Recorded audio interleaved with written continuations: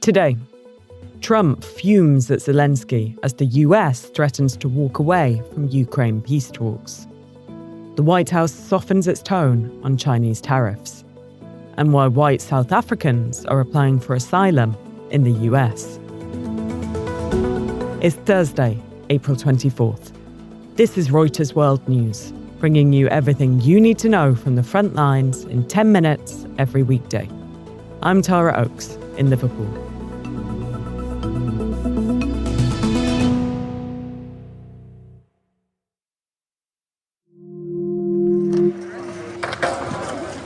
Rescuers clearing a destroyed apartment block in Ukraine after an overnight Russian missile and drone attack buried residents under rubble in Kiev.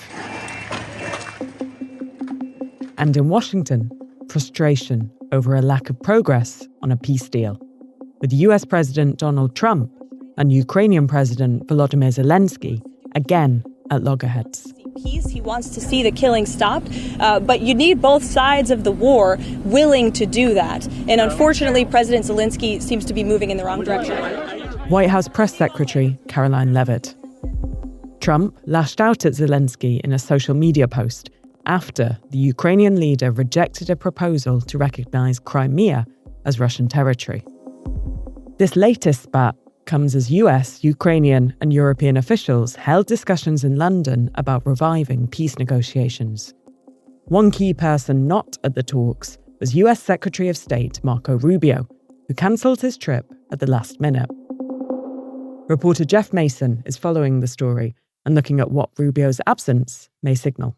I think the question of whether his absence is a sign that the US is making good on its threats basically to pull out of the talks if there isn't progress is a legitimate question. And that's kind of hanging over everything right now. The president has said, and the Secretary of State have said that they expect to see some movement, or they're going essentially to fish and cut bait.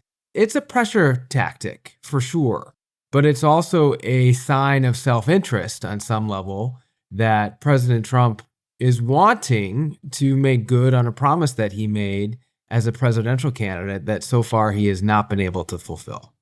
And if the US does walk away from the talks, then what? It raises multiple questions. One, what happens to the process itself? Two, what happens to the US's support of Ukraine in terms of its military aid, its financial aid, etc.? Three, does Russia feel emboldened to do even more in terms of its own aggression on to Ukrainian territory? Four, what does Europe do? So right now, though certainly imperfect and certainly controversial in many ways, there is actually a process or talks happening. And if the United States withdrew from that, the big question is, would they continue?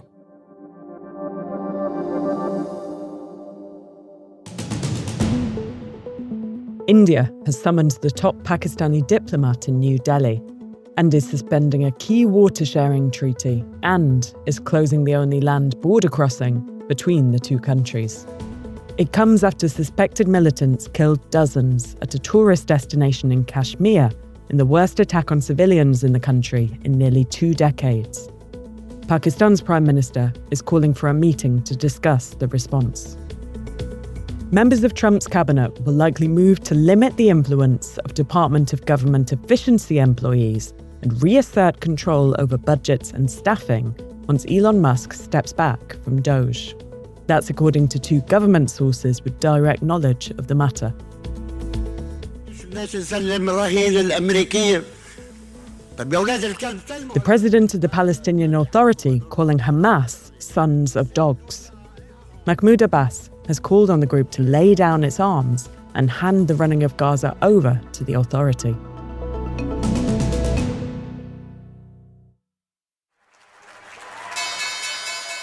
There is an opportunity for a big deal here.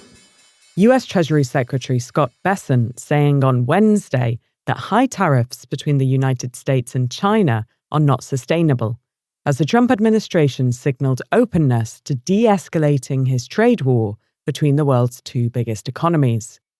Trevor Honeycutt covers the White House. So Trevor, is this another walkback?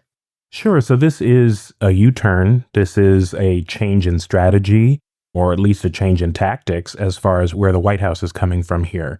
So what we've seen is the rhetoric around China trade talks has completely changed from the administration. And now they're talking about the possibility of getting a deal done. They're talking about the possibility of lowering tariffs as in a bid to kind of accelerate these talks. And they're talking about the unsustainability of tariffs being at the high level they are now. That's obviously completely different from where we were a few weeks ago when the tariffs were going up on both sides and Trump was saying that he was in this fight to win it. What happens next? Where we are right now is it's not clear what order these things are going to happen in. The White House officials are telling me that they are not going to unilaterally move tariffs down just to get somebody on the phone. But I think that's an open question as to whether we'll have to see that in the coming weeks for there to be, let's say, a call between President Trump and President Xi. Just 3 weeks after Trump stopped refugee admissions indefinitely, he announced an asylum program for South Africa's white Afrikaners. According to the South African Chamber of Commerce in the US, nearly 70,000 people have expressed an interest. Nellie Payton, our Southern Africa correspondent based in Johannesburg, has the story. We know that President Trump issued an executive order in February offering refugee status to some white South Africans. It's unclear who might be eligible for that, what his criteria are, how many people the US will accept, and what the timeline is for resettlement. What we do know is that some South Africans have started going for interviews at the US Embassy in Pretoria. We spoke with 3 people who have had preliminary interviews, and they were told that this was just an informational interview.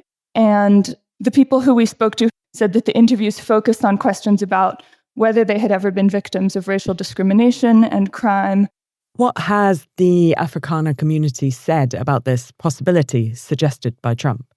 There is a narrative among this group that they are a minority that's at risk.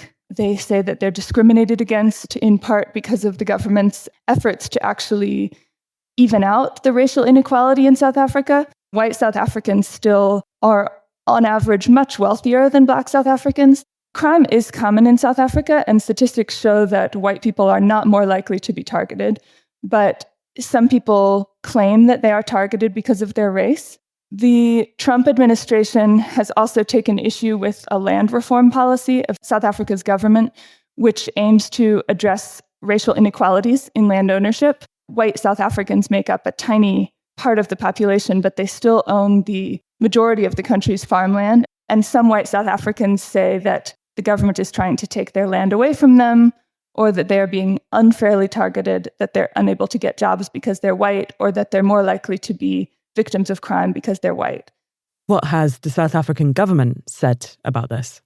The South African government did put out a statement when Trump first issued this executive order, and they have said that they believe it's part of a campaign of misinformation and propaganda that has reached the White House.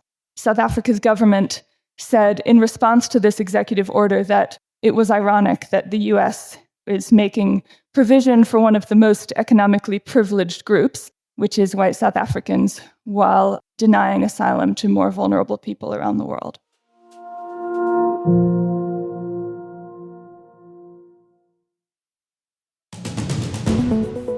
And for today's recommended read, a 1700-year-old Roman injury. On a skeleton found near the English city of York, evidence suggests that gladiators faced animals in ancient Britain.